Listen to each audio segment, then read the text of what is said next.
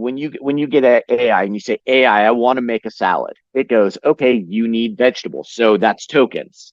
Then it goes, I need to go to the store and go get tokens. AI needs to decide what is the next thing it needs to do with the available information, and that's where you start burning money like it's just ridiculous. So we're using about 5% of the AI that everybody's doing because it's just all we're doing is grabbing all the fruit manually and dropping it in the blender, which is the AI to calculate it, putting constraints on it, and whatever comes out of that ridiculously constrained process is the decision that we believe is true. So so because of that, our AI costs aren't skyrocketing nearly what everybody else is, and our automation costs. Welcome to Entrepreneurs Are Leaders podcast with Harry Sardinas. Interviews with world's most influential entrepreneurs that share tips about how to grow your business exponentially.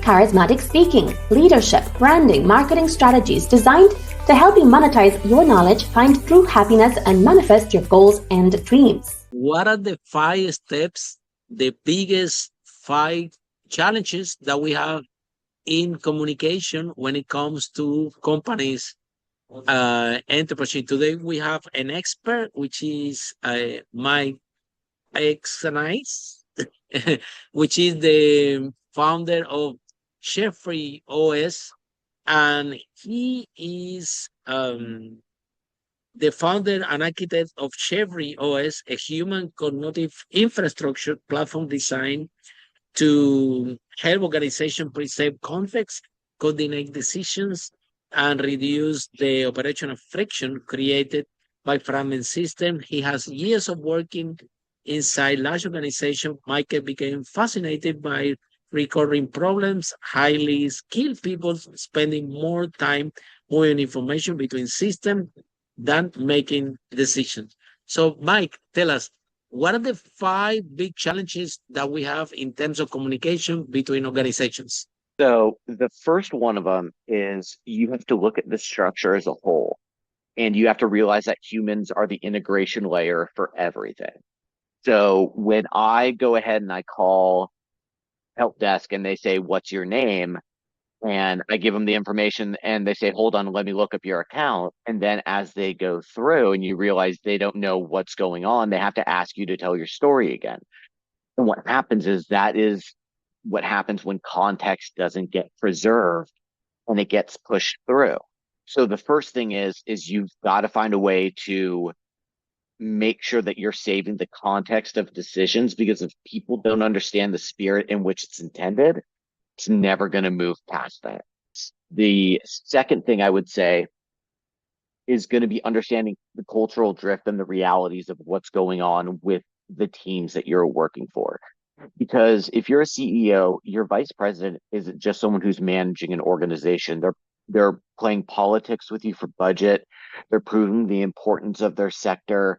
They're pushing down to teams to execute. All those conversations that are going up and back aren't being understood as they go down the chain, and people don't understand specifically the stressors that are incentivizing decisions. And when that happens, it sounds like it's going against the grain and people start resisting. So again, we come back to the context in there, which is that people need to understand how roles are actually defined and what they do. The other part is that we need to stop using words like ownership and agility and things like that, because when you talk about what ownership is, really ownership is, we say it's of a product, but it's of a space.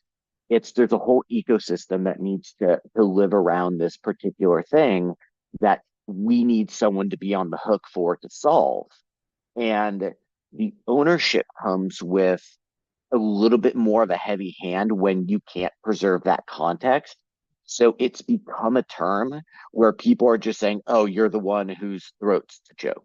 Like when I was working for different companies, I would always say, "I'm your point of contact," and they would always say, "You're the throat to choke if when things go wrong." So the connotation of that is becoming more real.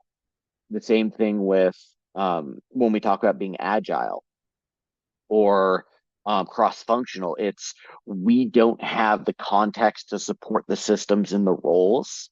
So now, as a result of that, you have to be the integration layer, which means you have to learn partial accounting or you have to learn all these other things in addition to your product. So now you're pushing people against their ability to, if people are logical thinkers versus creative thinkers, you're mixing a lot of that. And the human is the one who's being suffered and stretched as a result of the fragmentation that exists within systems.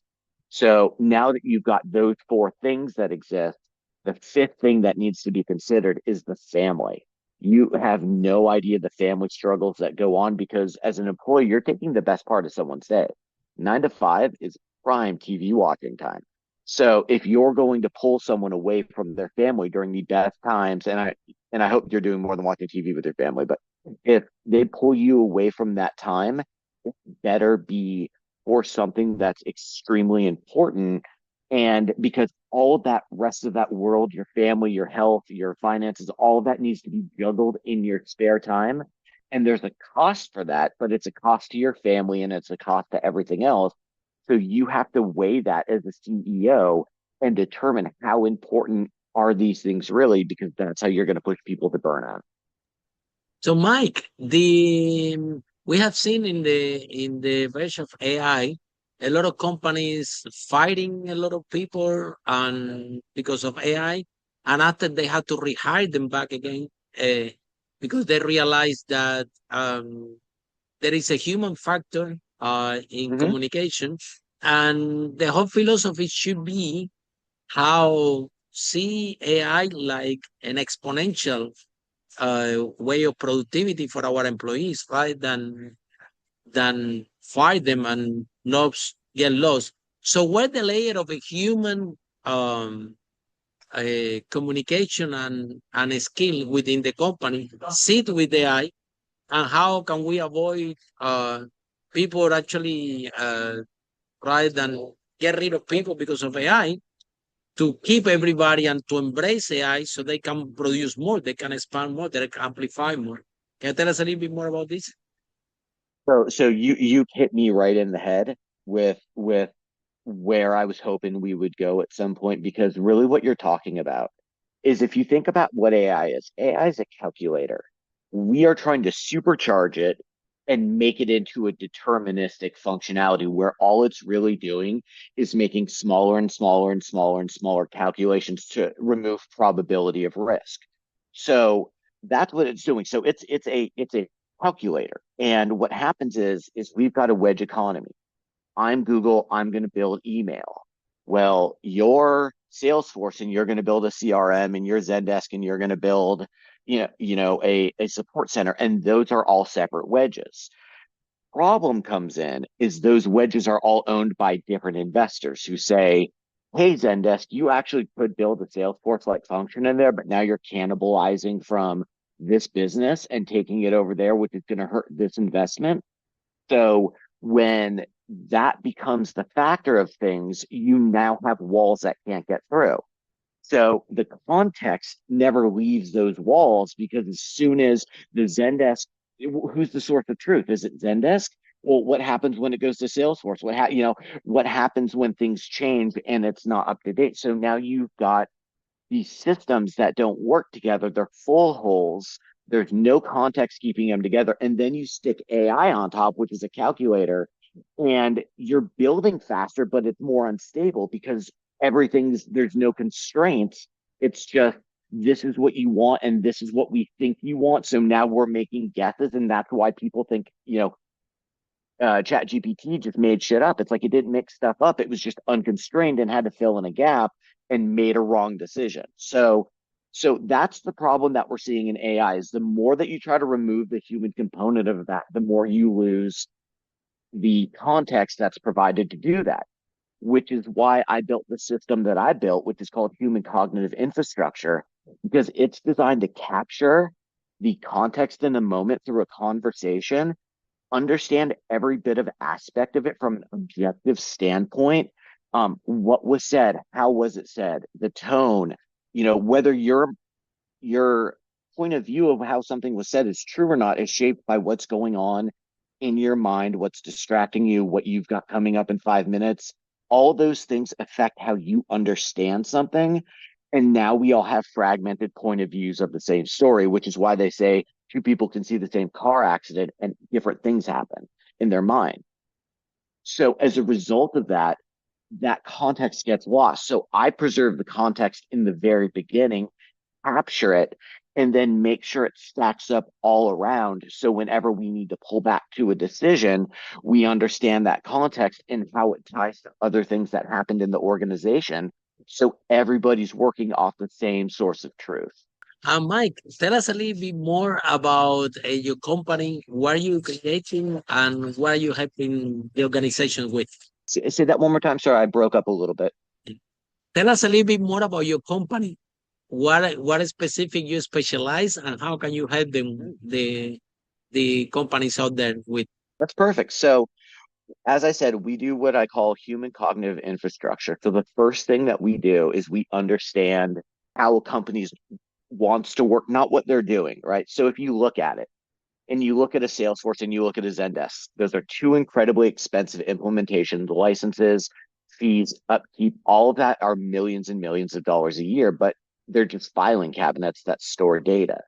So what we do is instead of taking that information and having to put it in multiple spaces, we put it in one space on entry. So the notes become part of the living database that exists. Then every time something shifts, whether it's a text message or email or a phone call, that information is taken the same way and layered on top. So now you're building context about relationships that don't break. And because you have those contexts in one place, you can pass it off and it can be portable to other people on the team. So people don't lose context between handoffs.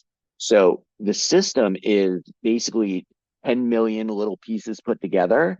So the fluidity allows us to design any tech stack we want for a fraction of the price because it's not a standard SaaS stack. It's a orchestration configuration on top of a database, an extremely, extremely complex orchestration. So because of that, our build time and cost time is so ridiculously low that we can undercut the cost of a current stack because all of the data is going in one place and we already have the coordination layer mapped. So we know where it needs to go and when it needs to be brought back into play.